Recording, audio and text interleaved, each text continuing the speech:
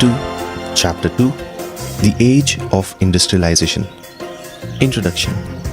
When the political revolutions were changing the political scenario in Europe and America during the second half of the 18th century, economic transformations were taking place in England. It was a period where changes in the manufacturing process, agriculture, transportation, and technology had taken place, and it had a profound effect on its social and cultural life. These changes were first witnessed in England, and then it spread throughout Western Europe, North America, Japan, and eventually in the entire world. Indeed, England was able to fight successfully with her enemies in Europe, mainly due to her economic stability and the changes in the condition of the English industries and the methods used by them to earn their livelihood and earn wealth. The industrialization of Europe, like the French Revolution, left a permanent mark on society. Life as it was described in the 18th century changed drastically. Classes shifted, wealth increased, and nations began assuming national identities.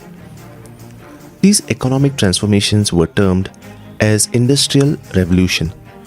The term Industrial Revolution was popularized by the British economic thinker Arnold Toynbee in order to describe England's economic development from 1750 to 1850. This was due to the inventions which, when applied to the industries, had changed the methods of production. This change, in turn, had revolutionized the social, political, and the economic life of the people in the world. Industrial Revolution is usually defined as the fundamental changes in the means of production, distribution, and exchange of the commodities, which was the result of a series of inventions and discoveries. It was not radical like the political revolutions where the results were immediately evident. Indeed, it is a continuous process of developing the manufacturing process and the industries. It was for this reason that the Industrial Revolution had taken place in two stages. The first phase had taken place from 1750 to 1850, and the second phase began from 1850 and is still in process. Before the Industrial Revolution had taken place, a domestic system of production had existed, wherein the goods were produced on a small scale with the help of the hand-operated machines according to the needs of the people in the local market. In this system of production, human labor was the most important component. But the Industrial Revolution had completely changed the system, mainly because human energy was replaced with a new and more powerful motive force in the form of steam engine. Those steam engines had existed in the early 18th century, but they were not economical and were poorly structured so that they could not be put to commercial use. It was the modification of Thomas Newcomen's engine by James Watt which had inaugurated the new age called the Age of Steam. This revolutionized the manufacturing methods, developed the factory system, inaugurated a new era in the means of transport and communication, and increased the industrial output, which was primarily an agriculture oriented. England is referred to as the mother of Industrial Revolution since it began in England due to certain favorable conditions and had given England an edge over other countries. Next chapter, major factors of the Industrial Revolution. Geographical location. The geographical location of England greatly helped the Industrial Revolution. Being separated from the mainland of Europe, England remained immune from wars and political upheavals of Napoleonic conflicts, and the conditions in England remained quite stable. These stable conditions enabled England to develop their industrial capacity without fear of battle, damage, or loss of life. The humid climate of England was also favorable for the establishment of the textile factories. Availability of capital. The vast amount of capital which England had accumulated out of the profits of growing trade in India and America had enabled her to invest in establishing the machinery and buildings, which in turn contributed to the new technological developments. In addition, English investors also processed a large amount of capital obtained from the Bank of England, and its credit system also helped England to be ahead of the other European countries. The money available with the rich people was invested by them in setting up new industries. These people were ready to take risks and were willing to invest money for the discovery of the new techniques. From the newly discovered areas, gold and silver was brought in large amounts. Thus, within a short period, it doubled European profits and stimulated economic activities, which in turn gave the wealthy more money to spend on new ideas. Availability of natural resources. England was gifted abundantly with deposits of the natural resources like coal, iron, and mineral fuels. The location of the coal and iron mines had encouraged the English to evolve new techniques for the manufacture of iron and utilization of the coal. It is well known that the availability of coal and iron ores in large quantities greatly helped the growth of the numerous industries in England. The need for large quantities of coal for smelting of iron ores, transportation, etc. necessitated improvement in the techniques of coal mining. Metal cages and tubs were used to lift coal. Even the use of wire ropes for lifting of coal was started a little later. Engines were invented to pump out the water from the mines. Availability of labor. England had witnessed an increase in population during the 18th century. There was a large-scale immigration of the people from the other European countries, either to avoid religious persecution or to find employment. At the same time, a large number of landless farmers from the villages migrated to the towns in search of jobs when they lost their work due to the enclosure movement. It was a moment where the landlords had taken back the land from the small farmers and enclosed it to form large farms so that they could use modern techniques of farming. Now, this provided a perennial source of labor to the British manufacturers, not only to operate the existing industries, but also to start the new industries. Scientific and technological knowledge. England was fortunate to have a number of people with the necessary scientific knowledge and ready to experiment on it. These scientists also received the support from the rulers. The scientists and the discoverers in England gave preference to discover those machines which would not only reduce the work of the people, but at the same time be more effective in producing goods of a better quality and which were cost effective. This led to the invention of a number of machines in England, which led to the establishment of the factory system. The next chapter, inventions of the Industrial Revolution. Steam power.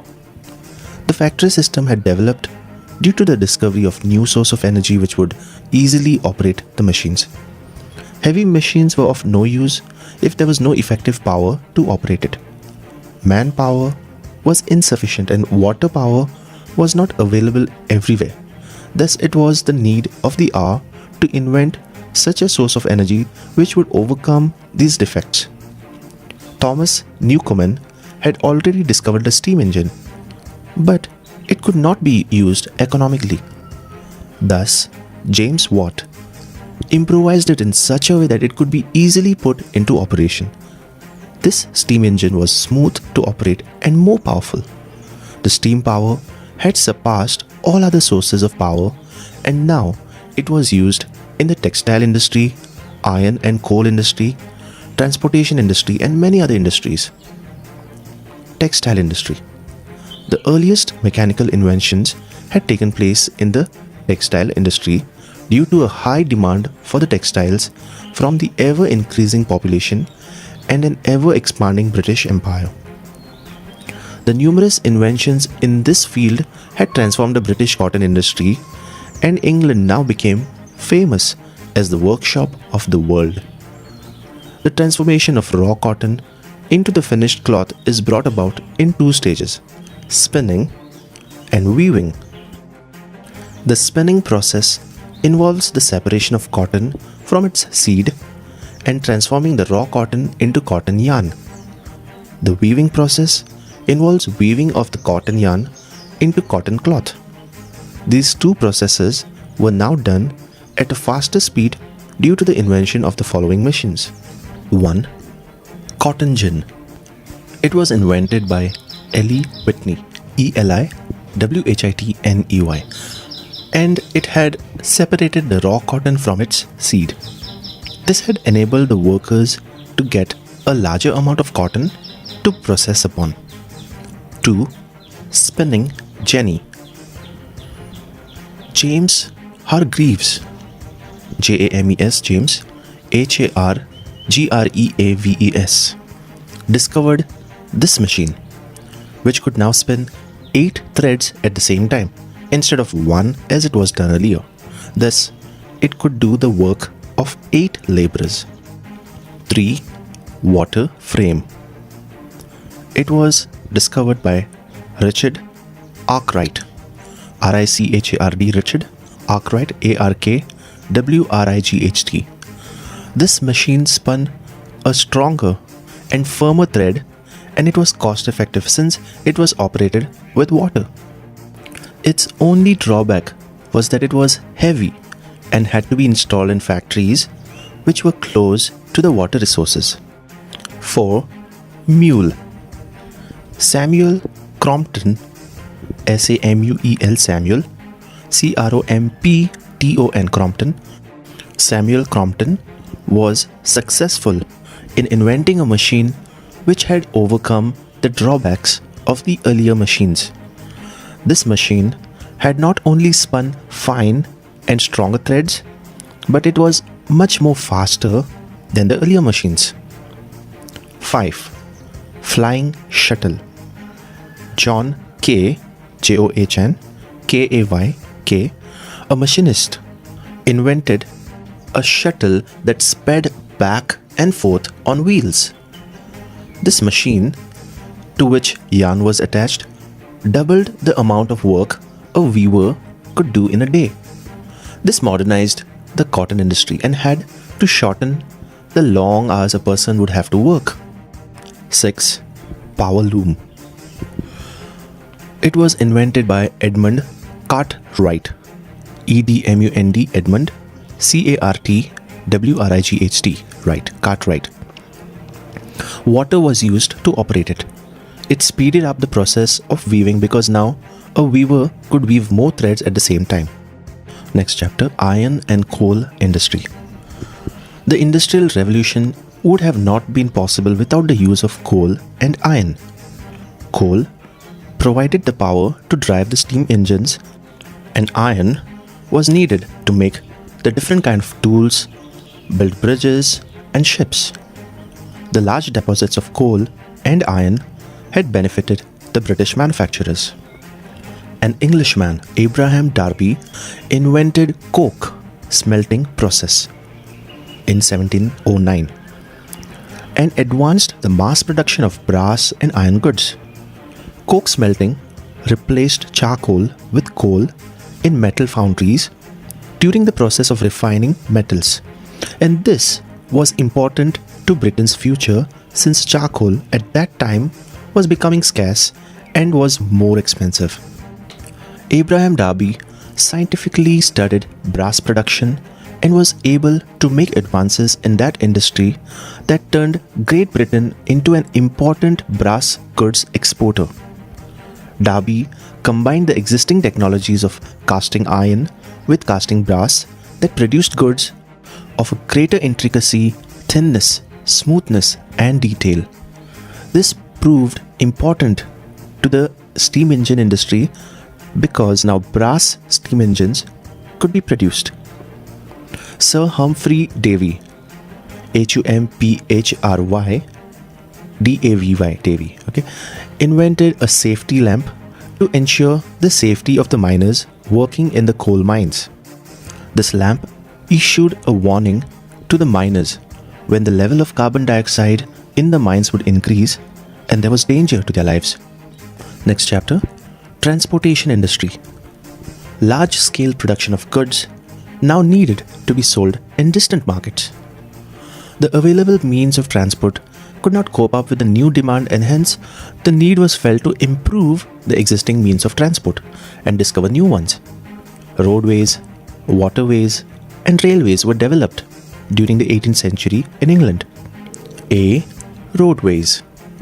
Roads were developed in England during the last half of the 18th century when John McAdam had discovered a new process of road building called as the macadamized roads. He used a mud binder between the two layers of stones to hold them together. Mud was later on replaced with tar. These hard-surfaced roads could tolerate the burden of large-scale transportation. B.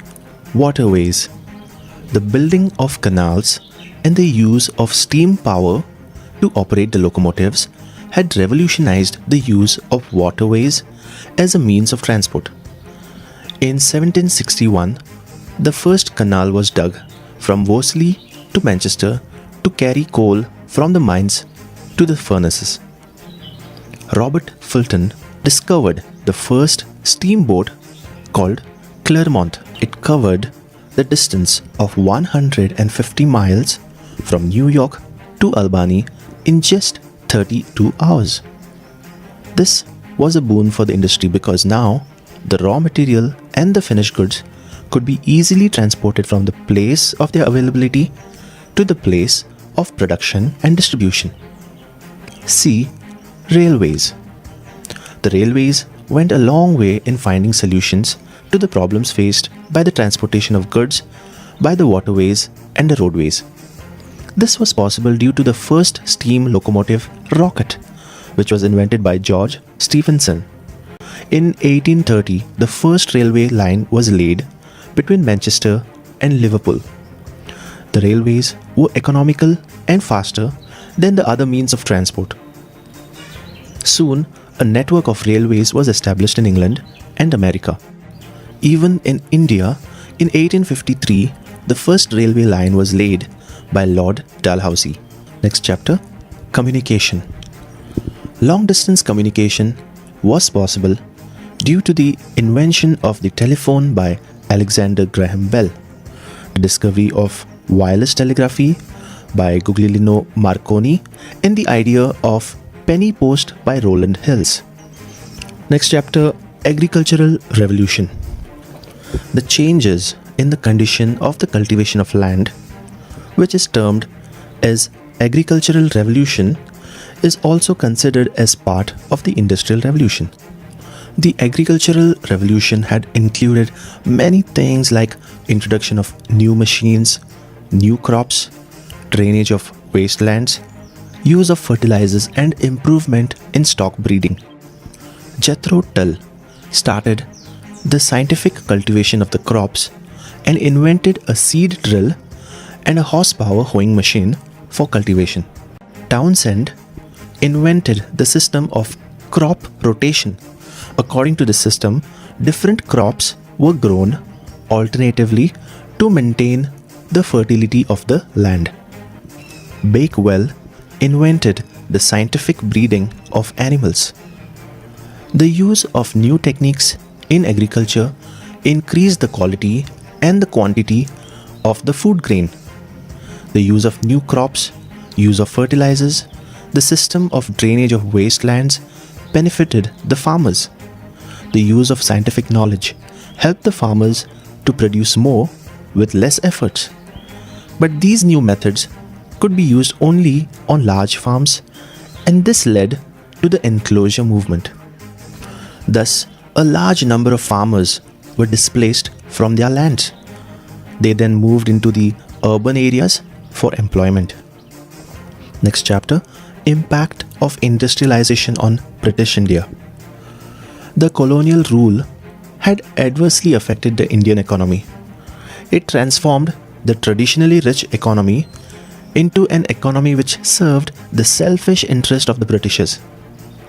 The British used their political supremacy to exploit the raw resources of India.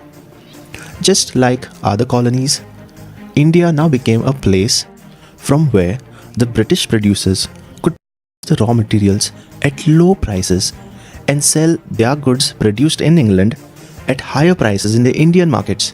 Thus, India now became an exporter of raw materials instead of an exporter of the finished products as it was in the pre-colonial India. It is said that the British industries were fed with the raw materials from India. The introduction of the railways in India further dealt a death blow to the Indian economy. Now, it was possible to buy the raw materials even from the remote areas of the country.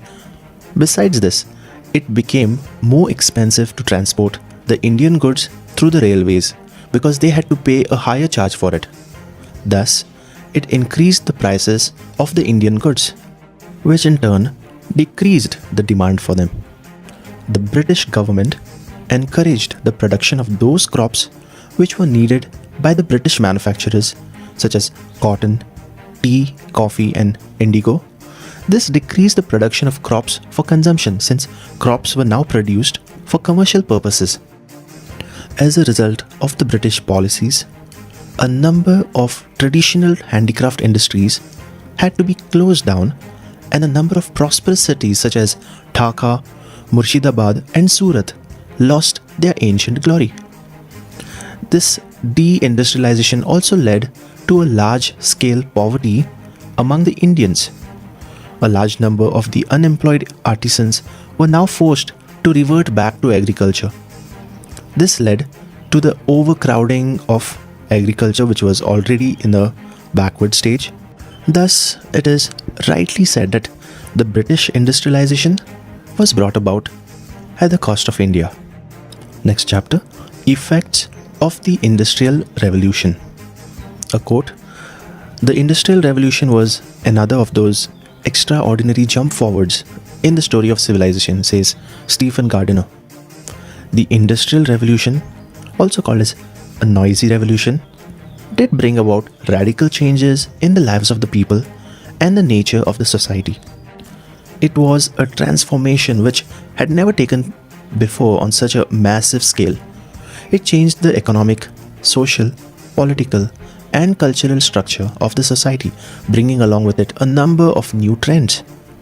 It has benefited the human society in a number of ways, but at the same time has resulted in a number of evil practices, which has affected the cultural and ethical principles of the human society. Next chapter, Impact on England. England was converted from an agricultural country into an industrialized country. Her exports increased to such an extent that she was now referred to as the workshop of the world. Her colonial empires in Asia and Africa helped her to secure raw materials at cheaper rates, and she would sell her finished products at higher prices in the colonial markets. Thus, the British manufacturers earned huge profits, and they invested the profits in setting up the new industries which helped them to further increase their profits. Positive effects.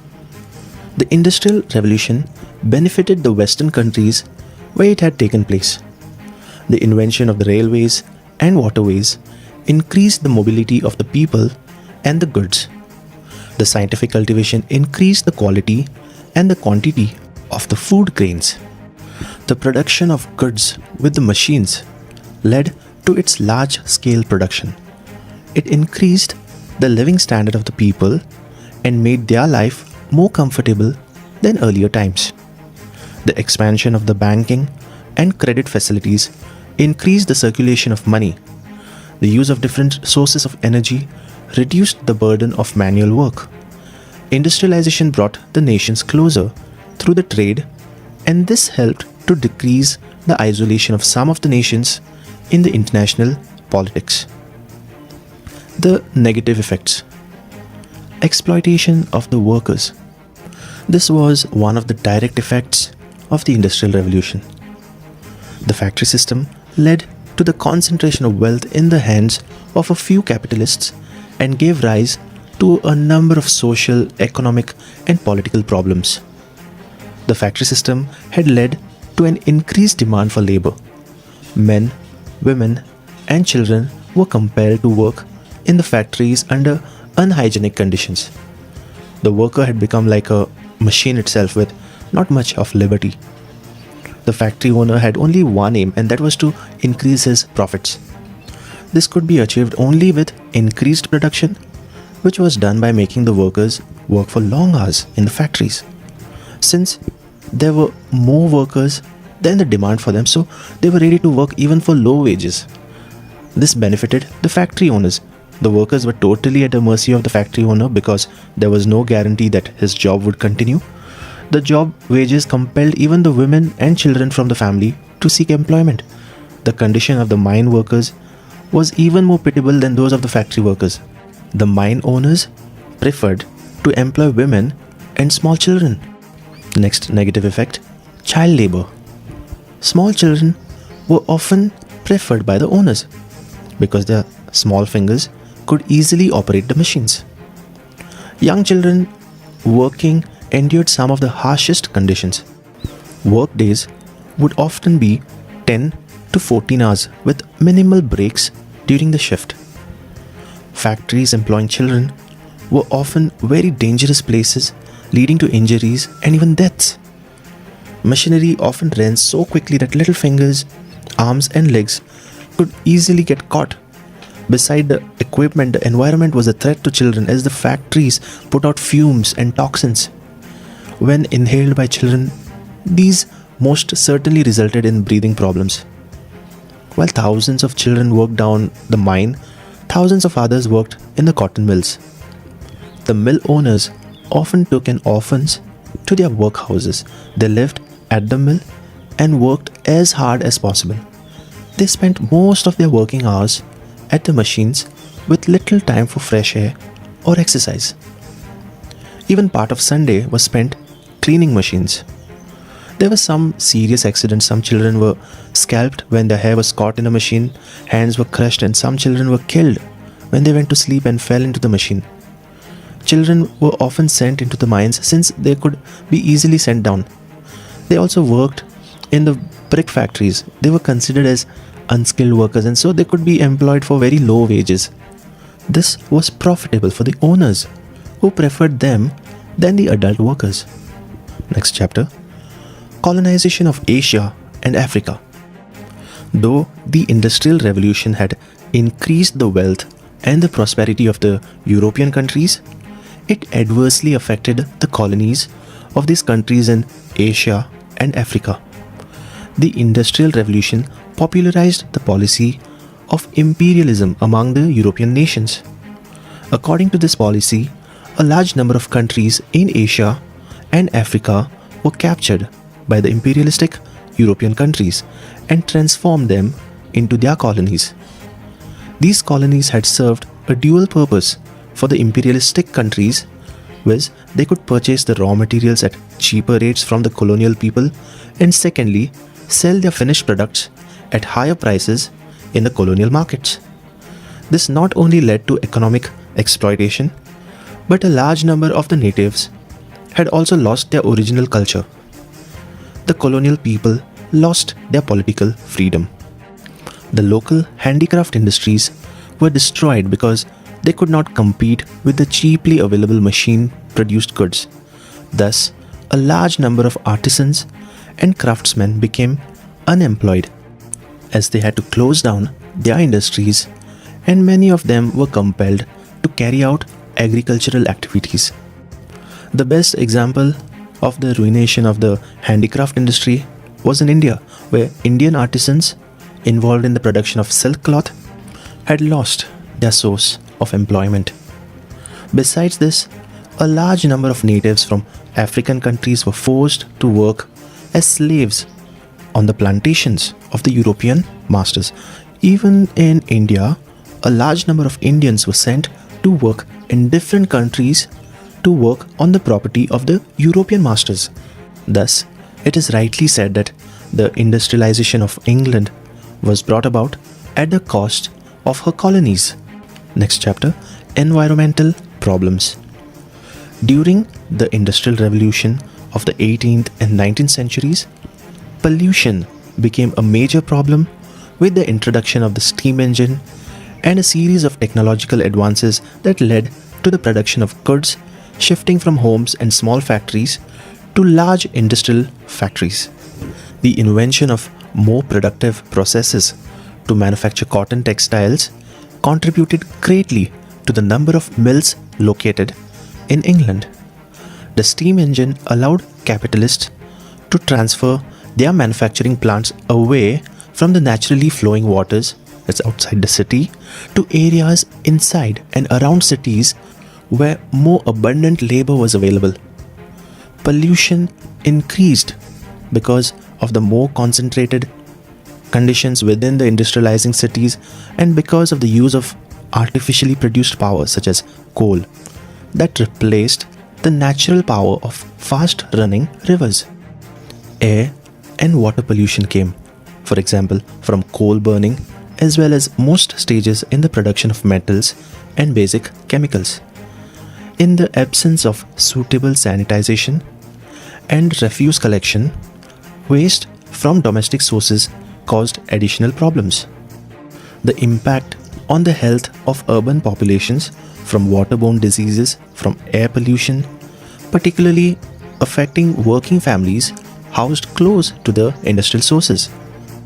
The Industrial Revolution did bring about a radical change in the political, social, economic, and the cultural life of those countries where it had taken place. It laid the foundations of the modern society.